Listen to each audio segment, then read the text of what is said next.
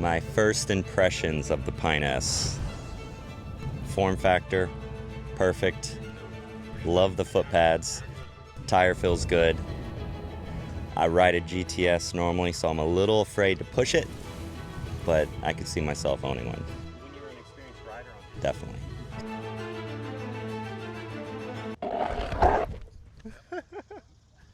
I might just be too heavy to do certain things. Future Motion has a genius marketing team. I considered selling my GT and buying a Pint S. I was thinking it has the same top speed, it's a lot lighter, and it's a fun, playful form factor. And it's different enough that I might reach for it instead of my GTS series. And if someone visits, it's a great board for them to ride. But I figured it'd be prudent to try it first before putting my GT up for sale. Will it be good enough for me to sell my GT, or will it fall short of the marketing hype?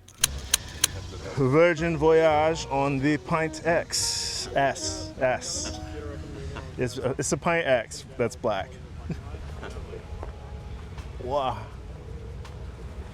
With some accessories on it.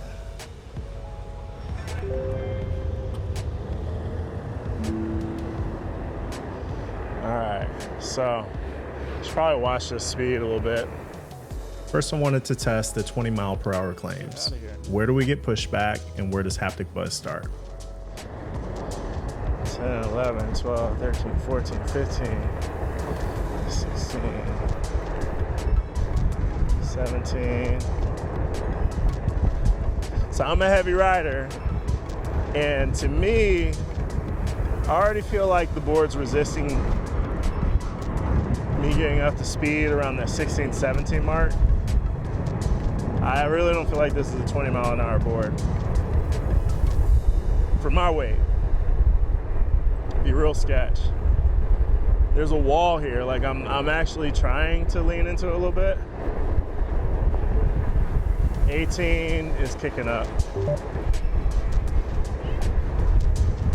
So let's see if that pushback angle is obvious here. Do another lap. Now, there isn't anything inherently wrong with riding at 17, 18 miles per hour on the high end, but I do feel that since the board was marketed as 20 miles per hour, that speed should actually be attainable. The Pint flares, ooh, a little surge there. Pint flares feel nice. I wonder, hold on, I'm gonna stop, see if they have that torque headroom. I push the official top speed so far on this board, and it's 2.4 mile lifetime of 17.6. I'm gonna see if I can get it to 18 without dying. Ooh, a little soft on the activation. No torque headroom.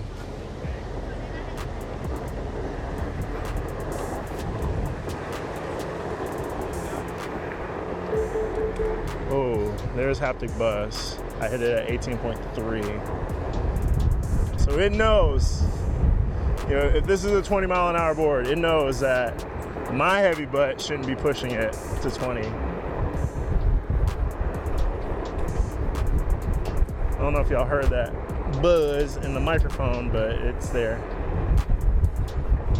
at 18. And I don't want to get dropped off, so I'm not pushing back past the buzz. If you reset your expectations to cruising around 16 to 17 miles per hour, this is a fun board to do that on. Performance treaded on the Pint's nice. It's not like world shaking to me. Also, the Pint flared foot pads are a huge upgrade over the standard Pint X foot pads. The lighter board under your feet's nice. I do like the performance treaded tire on the Pint S, and I will say having a lighter board lets you carve a lot easier. It's easier to throw the board around with your feet.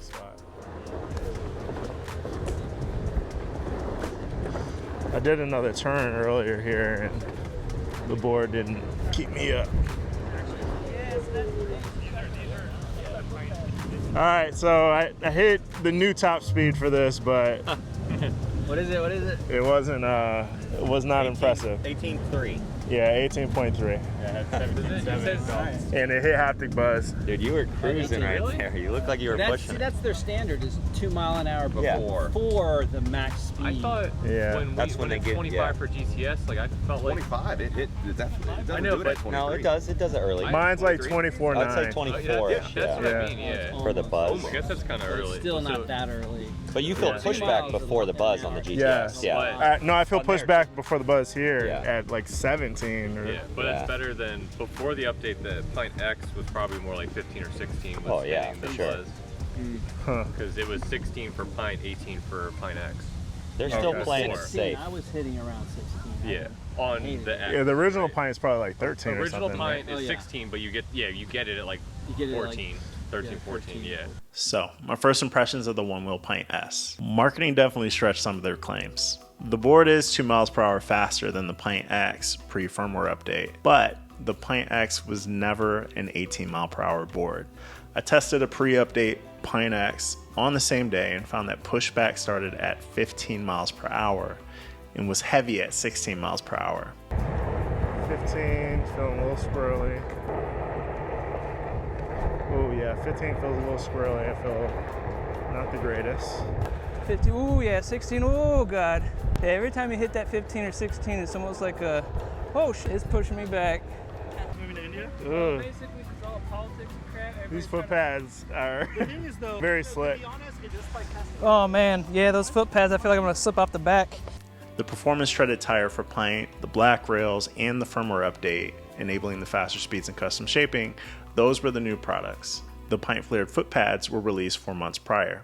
Now, the combination of these things and the included mag handle Pro, those deserved a name, but I don't think it deserved the S moniker. On the GT platform, the S series brought an entirely new voltage system and performance that made it deserving of the new product title. And the current way it's marketed as a different spec from the Pint X is misleading. Still, the Pint S configuration feels worth the extra money for new buyers who are comparing the S and the X.